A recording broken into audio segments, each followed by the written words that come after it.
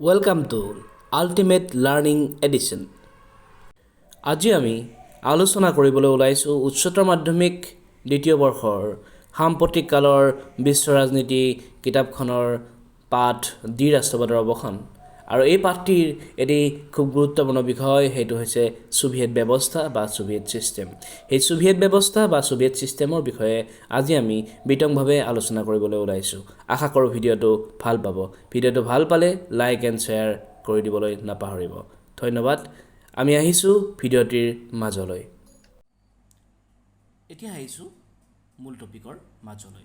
Soviet ব্যৱস্থাৰ বিষয়ে চমুকৈ লিখা।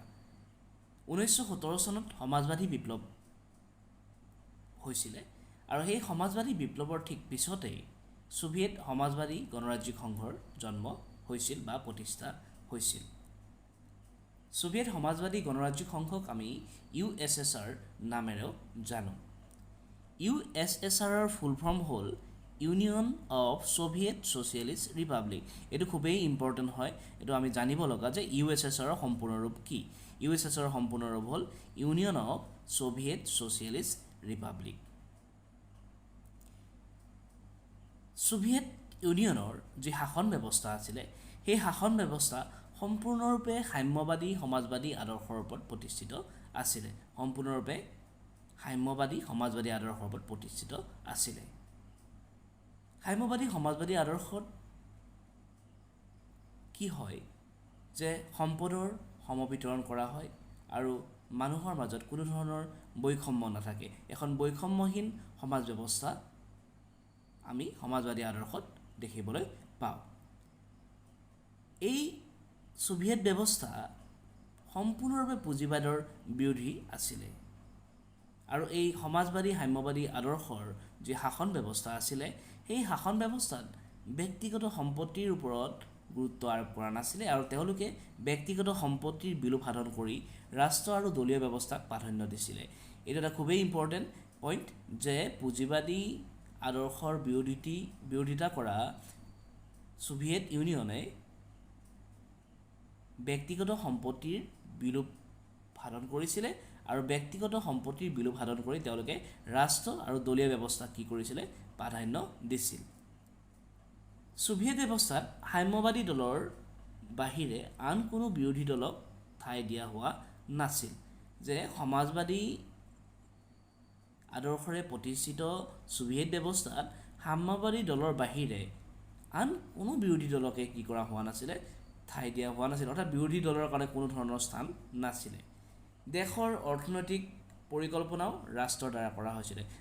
অৰ্থাৎ সোভিয়েট ব্যৱস্থাত এনেকুৱা আছিলে যে দেশৰ যিবিলাক অৰ্থনৈতিক পৰিকল্পনা কৰা হয়, ইকনমিক প্লেনিং কৰা হয়, সেই ইকনমিক প্লেনিংবিলাকক কাৰ জৰিয়তে কৰা হয়, সকলোবিলাক ৰাষ্ট্ৰৰ দ্বাৰা পৰিচালিত কৰা হয়, ৰাষ্ট্ৰৰ দ্বাৰা নিয়ন্ত্ৰিত কৰা হয়। সোভিয়েট সংঘৰ চৰকাৰে ইয়াৰ জনসাধাৰণৰ বাবে জীৱন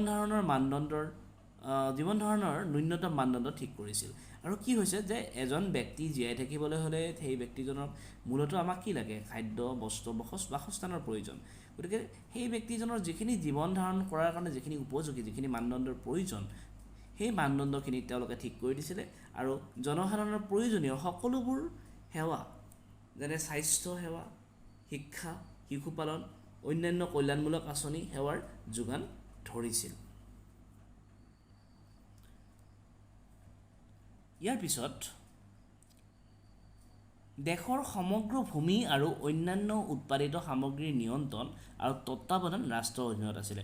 অৰ্থাৎ দেশ এখনৰ সকলো যি ভূমি এই ভূমিৰ মূল মালিক আছিলে কোন, সেই সোভিয়েট ইউনিয়ন। অৰ্থাৎ সোভিয়েট ইউনিয়নৰ যি শাসন ব্যৱস্থা সেই শাসন ব্যৱস্থাত কি আছিলে, দেশৰ সমগ্ৰ ভূমিৰ আৰু লগতে অন্যান্য উৎপাদিত সামগ্ৰীৰ নিয়ন্ত্ৰণ তত্ত্বাৱধান সকলোৰে ৰাষ্ট্ৰৰ অধীন আছিলে আৰু ৰাষ্ট্ৰই মাটিৰ মালিক আছিলে। ইয়াৰ উপৰি সোভিয়েট ব্যৱস্থা ঘাইকৈ বিষয়াকেন্দ্ৰিক আৰু স্বেচ্ছাচাৰী আছিলে। আৰু ইয়াৰ উপৰি কি আছিলে যে সোভিয়েট ব্যৱস্থাটো কি আছিলে, বিষয়াকেন্দ্ৰিক আছিলে আৰু স্বেচ্ছাচাৰী আছিলে।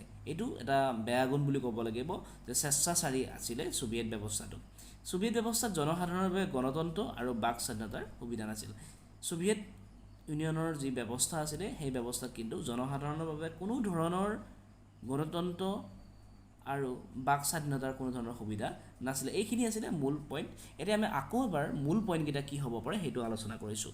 যে ছোভিয়েট ব্যৱস্থাৰ মূল পইণ্ট হ'ব পাৰে, প্ৰথম মূল পইণ্টটো যে ছোভিয়েট ব্যৱস্থা সাম্যবাদী সমাজবাদী আদৰ্শৰ ওপৰত প্ৰতিষ্ঠিত আছিলে, সাম্যবাদী সমাজবাদী আদৰ্শৰ ওপৰত প্ৰতিষ্ঠা আছিলে, আৰু এই ব্যৱস্থা পুঁজিবাদৰ সম্পূৰ্ণৰূপে বিৰোধী আছিলে, পুঁজিবাদৰ সম্পূৰ্ণৰূপে বিৰোধী আছিলে। আৰু এই ছোভিয়েট ব্যৱস্থাত সাম্যবাদী দলৰ বাহিৰে আন কোনো বিৰোধী দলক কি দিয়া হোৱা নাছিলে, ঠাই দিয়া হোৱা নাছিলে।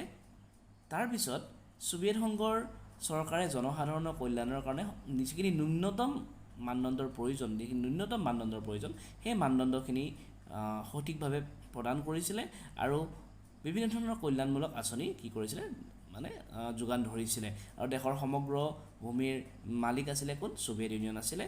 আৰু ইয়াৰ উপৰিও কিন্তু ছোভিয়েট শাসন ব্যৱস্থাত যিহেতু আমোলাকেন্দ্ৰিক আছিলে, কিন্তু সেইকাৰণে কি হৈছিলে, ছোভিয়েট শাসন ব্যৱস্থাটো স্বেচ্ছাচাৰী হৈ পৰিছিলে। আৰু ছোভিয়েট ব্যৱস্থাত জনসাধাৰণৰ কাৰণে বাক স্বাধীনতাৰ প্ৰয়োজন, বাক স্বাধীনতাৰ কোনো ধৰণৰ সুবিধা নাছিলে। আৰু এনেকুৱা কিছুমান কাৰণতো কিন্তু ছোভিয়েট ব্যৱস্থাৰ পতন হৈছিলে। আমি আমাৰ পিছৰ ক্লাছত আমি যেতিয়া ছোভিয়েট ব্যৱস্থাৰ পতনৰ বা ভাঙোনৰ কাৰণসমূহৰ কথা আলোচনা কৰিম, তেতিয়া আমি এই বিষয়ে আলোচনা কৰিবলৈ সুবিধা হ'ব।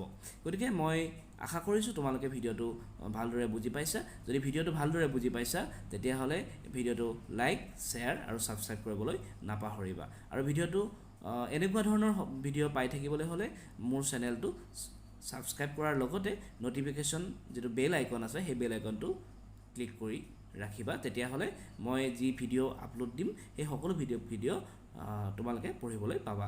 আশা কৰোঁ ভিডিঅ'টো পঢ়ি যথেষ্টখিনি উপকৃত হৈছে। এনেধৰণে ভিডিঅ'বোৰ দি থাকিবলৈ মই চেষ্টা কৰিম। ধন্যবাদ।